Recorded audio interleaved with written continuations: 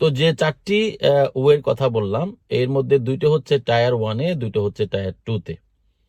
Tyre 1 হচ্ছে UK সবচেয়ে highest লেভেলের ভিসাগুলো হচ্ছে টায়ার 1, এরপরে হচ্ছে টায়ার 2, তারপরে হচ্ছে টায়ার 4 স্টুডেন্ট ভিসা। আচ্ছা, এখন টায়ার 1 হচ্ছে বিজনেস ভিসা, টায়ার 2 হচ্ছে ওয়ার্ক পারমিট ভিসা, টায়ার 4 হচ্ছে স্টুডেন্ট ভিসা। টায়ার 1 যদি আপনি ভিসাতে যদি আপনি আসতে পারেন, এটা আপনার জন্য সবচেয়ে ভালো, সবচেয়ে প্রেস্টিজিয়াস, সবচেয়ে লেস হ্যাসেল। টায়ার 1-এর যে গ্লোবাল ট্যালেন্ট ভিসা আছে, এই গ্লোবাল ট্যালেন্ট ভিসার মধ্যে দুইটা অপশন। একটা হচ্ছে যেটাতে আপনাকে নোবেল প্রাইজ পেতে হবে, যেটাতে আপনাকে অনেক বড় রিকগনিশন পেতে হবে।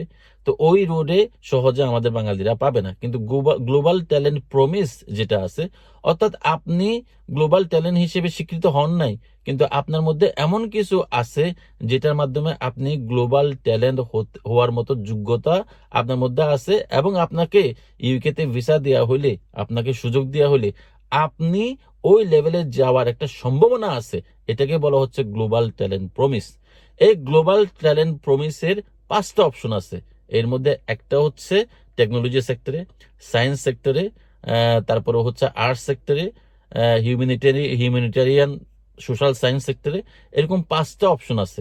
আমি মেইনলি কাজ করি টেকনোলজি সেক্টর নিয়ে, ইঞ্জিনিয়ারিং সেক্টর একটা আছে।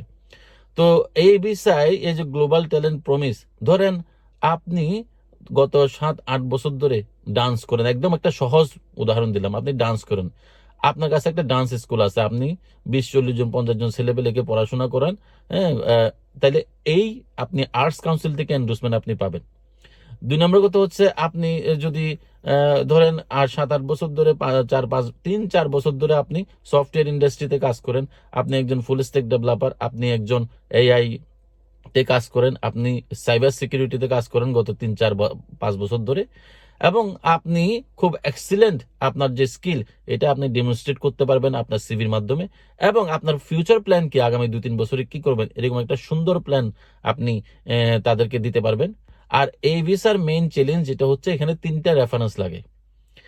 এই রেফারেন্সগুলো কালেকশন করাটাই, যদি 4-5 বছরের যাদের অভিজ্ঞতা আছে, তারা এই রেফারেন্সগুলা আপনারা জোগাড় করতে পারবেন। যদি আপনার হাতে 6 মাস 8 মাস সময় থাকে, আপনি যদি আগে থেকে প্ল্যান করেন, আপনাকে যদি ঠিকমতো গাইডেন্স দেওয়া হয়, তাহলে এই রেফারেন্সগুলা কালেকশন করা সম্ভব। অর্থাৎ আপনি যে ফিল্ডে কাজ করেন, ওই ফিল্ডে যারা উস্তাদ আছে, ওই উস্তাদদের কাছ থেকে একটা লেটার নিয়ে আসা, যে ওর ওর এই কাজগুলো আমি দেখছি, এবং তার ফিউচার প্ল্যান এই, এটার ভিত্তিতে আমি মনে করি তার গ্লোবাল ট্যালেন্ট প্রমিস হওয়ার জন্য যে যোগ্যতা, এটা তার কাছে আছে। এরকম 5 লাইনের একটা, 10 লাইনের একটা চিঠি লিখে দিবে 3টা মানুষ, 3 জায়গায়।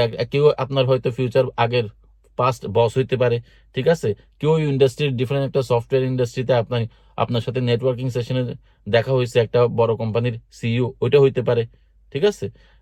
আপনি কোন একটা ক্লায়েন্টের কাজ করছেন, যেমন আপনি গ্রামীণ ফোনের কাজ করছেন, গ্রামীণ ফোনের যে সফটওয়্যারের কাজ করছেন, ওইটার একটা ডিপার্টমেন্টের হেড হইতে পারে।